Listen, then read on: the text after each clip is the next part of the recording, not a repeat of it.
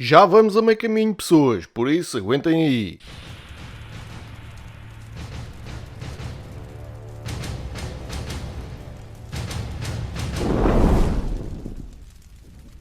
Olá a todos aqui deste lado do ecrã, quem vos fala é o Tiago e sejam bem-vindos a mais um Agarrado ao Joystick, o quadro aqui do meu canal onde falamos sobre, obviamente, videojogos. Vamos então continuar esta série com mais 10 títulos de PC e Playstation 3 e sem mais enrolação de chouriços, vamos já começar pela área do PC com o jogo Fallen Enchanted. Este jogo foi uma das poucas compras às cegas que eu fiz até hoje e, para dizer a verdade, ainda não o joguei. Apenas vos sei dizer que é um jogo de estratégia igual a tantos outros, onde temos de construir cidades, geri-las e defendê-las de outras facções caso seja necessário. Basicamente, e resumindo bastante a história, estamos a falar de uma distopia pós-apocalíptica onde temos de sobreviver a todo o custo. Como eu pouco ou nada sei sobre este jogo, não vou entrar aqui em muitos detalhes, mas para quem gosta de jogos de estratégia, aqui está mais um que talvez vocês possam juntar à vossa lista de jogos a experimentar, mesmo que ele seja desconhecido para vocês. Aliás, nós temos que ser realistas porque às vezes até é bom experimentarmos jogos dos quais nós nunca ouvimos falar, porque às vezes acabamos por ter boas surpresas. E como isto não pode parar, vamos já passar à área da PlayStation 3 com um jogo de mundo aberto que por acaso é um dos meus favoritos,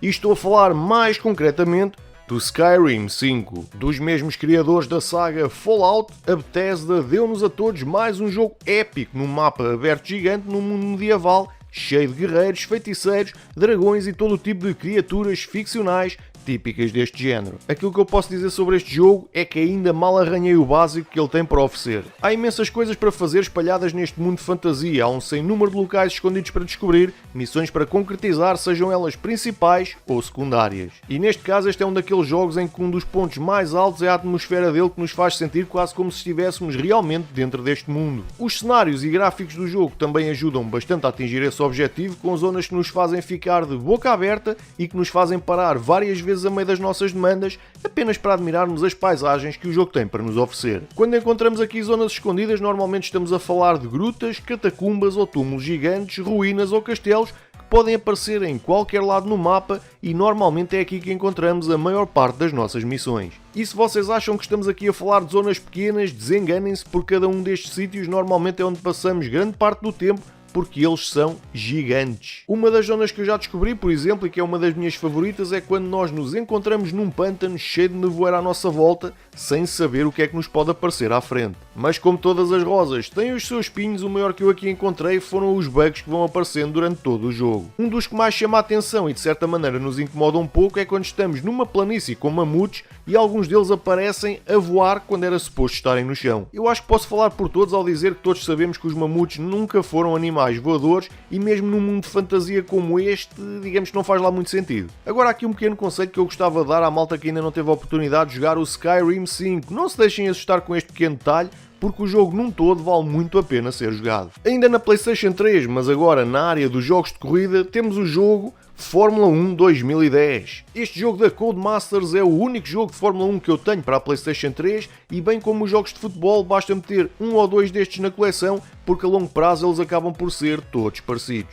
Isso não quer dizer que eu não os gosto de jogar, ok? Aliás, muito pelo contrário. Ainda para mais, tendo em conta que a jogabilidade deste jogo é bastante fluida e acima da média. Também não o acho propriamente um jogo difícil de jogar, e qualquer um pode tirar algum prazer a passar algumas horas a jogá-lo. Também não estamos propriamente aqui a falar de um simulador completamente realista. Na verdade, acho que ele até está mais no intermédio entre o realismo e o arcade. Por exemplo, nas curvas o carro que estamos a conduzir quase que abranda a velocidade automaticamente, o que o torna um jogo bem mais fácil de jogar. As condições meteorológicas dentro dele mudam de maneira dinâmica, ou seja, tanto podemos começar uma corrida com sol, como de repente o céu fica escuro e começa a chover. E como é mais que óbvio, este tipo de detalhes são sempre bem-vindos, porque ajudam a dar um pouco mais de realismo aos jogos. Já os gráficos, claro que também é inevitável falar sobre eles, são aquilo que se pode esperar de um jogo deste calibre, são bonitos, são detalhados e, acima de tudo, fotorrealistas. Em suma, quando estivermos a jogar F1 2010, temos uma experiência bastante acima da média e que não vai desapontar os fãs desta modalidade esportiva. Já para aquela malta que não é muito fã de jogos de Fórmula 1, talvez seja melhor irem jogar um Need for Speed ou um Burnout.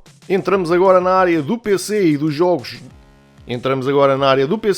desconhecidos, com um jogo de helicópteros que, de certeza absoluta, praticamente ninguém conhece, não só por não ser um título recente, mas também porque não é propriamente daqueles que ficaram muito conhecidos, que é o Extreme Assault.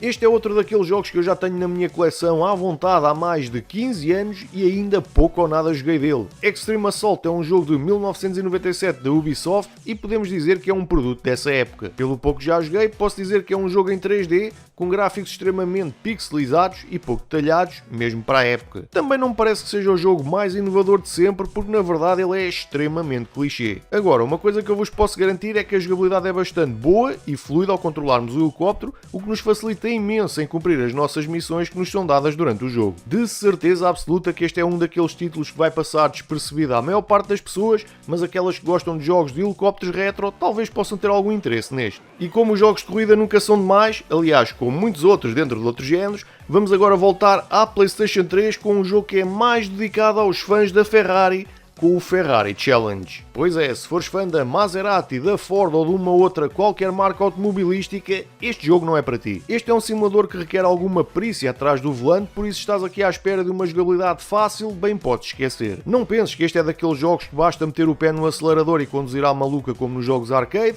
porque eu te garanto que te vais estampar uma porrada de vezes. Também, se és uma daquelas pessoas que prefere jogos de corridas em zonas mais abertas, acho que também posso dizer que mais vale esqueceres. Todas as pistas deste jogo são controladas e fechadas, por isso se estás à espera de jogar no meio de florestas tropicais, nas dunas de um deserto ou numa qualquer montanha gelada, podes ir procurar em outro jogo, porque neste aqui não vais encontrar nada disso. De certa maneira, talvez este até seja um dos pontos negativos do jogo, porque a longo prazo as pistas podem começar a parecer um pouco repetitivas e com pouca variedade nos cenários. Mas, tendo em conta que estamos a falar de um jogo com gráficos excelentes e realistas, rapidamente nos esquecemos desse pequeno pormenor. Este é um dos poucos jogos de corridas que tenho na minha coleção em que eu já investi tempo o suficiente para vos poder dizer que ele é um dos melhores jogos dentro deste género que eu já tive a oportunidade de jogar. Quem procura um título que dê luta e que não nos facilite demasiado a tarefa de chegar em primeiro lugar numa corrida, então vocês vão adorar este jogo. Já aqueles que não se querem sentir frustrados ao mesmo tempo que mandam o comando contra a parede por não conseguirem fazer um bom resultado neste jogo, mais vale irem jogar um Sega Rally ou algo do tipo.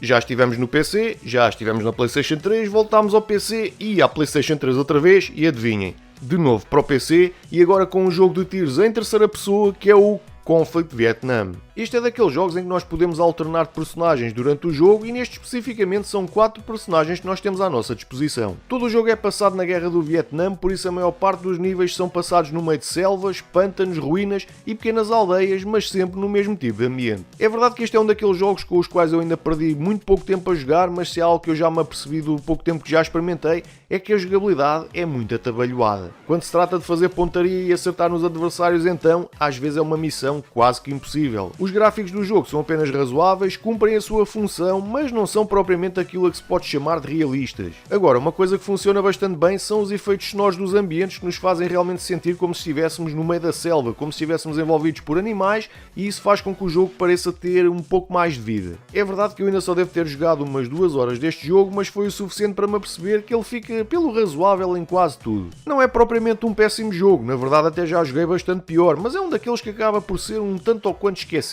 Se por acaso vocês o encontrarem em alguma promoção em algum serviço digital, visto que atualmente é praticamente impossível encontrá-lo em formato físico, experimentem e quem sabe pode até ser que algum de vocês goste dele. Já no meu caso específico, e apesar de ainda não ter jogado muito deste jogo, não me parece que ele seja daqueles títulos que eu vá querer revisitar vezes e vezes sem conta. Ainda no PC e mais um jogo de tiros em terceira pessoa, temos um título que teve direito a uma remasterização nos últimos anos e eu confesso que quando o joguei pela primeira vez não estava à espera de grande coisa e acabei por gostar, que é o Rogue Trooper.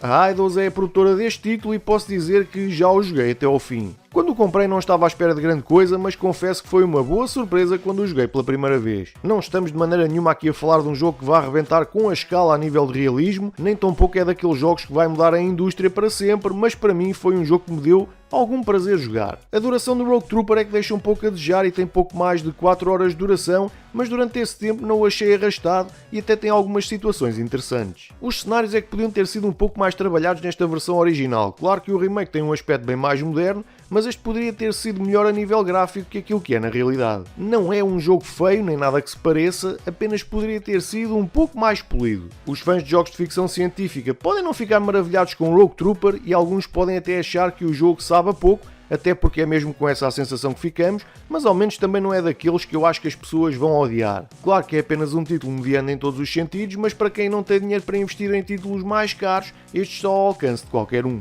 E como isto já começa a ser um bocado repetitivo, vamos voltar à PlayStation 3 e adivinhem, com mais um jogo de mundo aberto. Para dizer a verdade, eu tenho tido bastante sorte em encontrar este género de jogos e, sejamos realistas, jogos de mundo aberto e ainda por cima a bons preços, digamos que não é propriamente uma coisa fácil de encontrar e este não é exceção. E se vocês se estão a perguntar de qual jogo é que eu estou a falar, é o Infamous 2. Eu ainda não tenho, nem joguei o primeiro, mas este já investi tempo nele e é mais um dos que eu consegui terminar. Posso dizer que gostei da experiência e não posso comparar os dois porque não faço a mínima ideia se este é melhor ou pior que o original. Neste caso não estamos propriamente a falar de um jogo de mundo aberto genérico porque ele dá-nos uma certa liberdade de movimentos extra se comparado com outros jogos. Isto acontece porque nós jogamos com um personagem com poderes especiais e isso dá-nos a oportunidade de em certas ocasiões podermos pairar no ar, por exemplo, ou então escalar paredes como se fôssemos o Homem-Aranha. Aqui na minha opinião um dos pontos altos é a jogabilidade que é bem ao meu gosto e de certeza que de muitos de vocês também. É fluida, o personagem é de controle fácil e isso torna a progressão no jogo também muito mais fácil. E claro que não podemos falar de um jogo destes sem abordar os cenários e os gráficos, não é? A Infamous 2, apesar de jogarmos a maior parte do tempo no meio de uma cidade, também existem algumas zonas florestais e pântanos. A nível visual também não nos podemos queixar porque a equipa de produção esmerou-se ao máximo nos detalhes. Tanto nas zonas da cidade mais coloridas como nas mais poeirentas, nunca ficamos com a sensação de que eles não se quiseram chatear muito em lhes dar um bom aspecto. Só há uma coisa que me continua a aborrecer um pouco neste tipo de jogos que é, apesar de estarmos a jogar em cidades populadas e não abandonadas devido a um qualquer evento pós-apocalíptico, elas continuam a parecer demasiado vazias. Sim, há NPCs que lhe dão alguma vida, mas parece sempre que em vez de uma cidade grande estamos a jogar numa pequena vila com pouca população. Mesmo assim, é mais um jogo que vale a pena ter na coleção de qualquer um e de ser jogado porque ainda não teve a oportunidade de o fazer. PC, aqui vamos nós outra vez. Pois é, vocês já sabem como é que isto funciona, andamos para trás, para a frente, para trás e para a frente, mas é tudo em nome da variedade e agora com um jogo de tiros em terceira pessoa, um FPS, um first person shooter, como vocês lhe quiserem chamar, e este é mais um daqueles que eu aposto de certeza absoluta que a grande maioria nunca ouviu falar, chamado Gore. Este FPS não é nada de extraordinário e acaba mesmo por ser bastante parecido ao Unreal Tournament em certas ocasiões. Como jogo eu não o achei nada de especial e é apenas divertido jogar por uma meia hora, quanto mais não seja para dizer que experimentámos mais um jogo retro. Não quero com isto dizer que o jogo não presta, o maior problema dele é ser mais um cheio de clichês. É certo que este é um jogo de 2002 e o mercado não estava tão saturado com este tipo de jogos, mas nos dias que correm as pessoas não vão ter a mínima vontade de ir a correr a experimentar este clássico. Para dizer a verdade, eu já nem sei quando e como é que comprei este jogo, mas tenho quase a certeza absoluta de que ele foi mais um daqueles que veio com a revista Big Gamer. Não há muito para dizer sobre ele, não traz nada de novo ao género, não se destaca a nível gráfico e até mesmo eu acho que o nome é enganador. Quando vimos o nome Gore, pensamos que este vai ser um jogo extremamente pesado, cheio de vísceras, mas pelo que eu joguei, o máximo que recebemos é um pouco de sangue quando atingimos os adversários e nada mais. Ele acaba por ser mais um jogo que vai ficar perdido no meio de tantos outros, principalmente porque agora o que a malta quer são os jogos das novas gerações. Sem sairmos do PC, temos um jogo de snowboarding da Ubisoft, que é o Shaun White Snowboarding. Quem gosta de andar a deslizar por montes abaixo com uma tábua de snowboard debaixo dos pés, tem aqui mais uma oferta a considerar. No que toca aos jogos de desporto, este é um dos géneros dos quais eu mais gosto. Não se pode dizer que há abundância dentro dele, pelo menos se comparado com outros géneros, por isso a escolha acaba por ser um pouco mais limitada. Neste caso, nem sequer me parece que estejamos a falar de um jogo especial, na verdade é bastante parecido a tantos outros. Temos que fazer acrobacias, ao mesmo tempo tentamos chegar em primeiro lugar numa corrida contra outros adversários,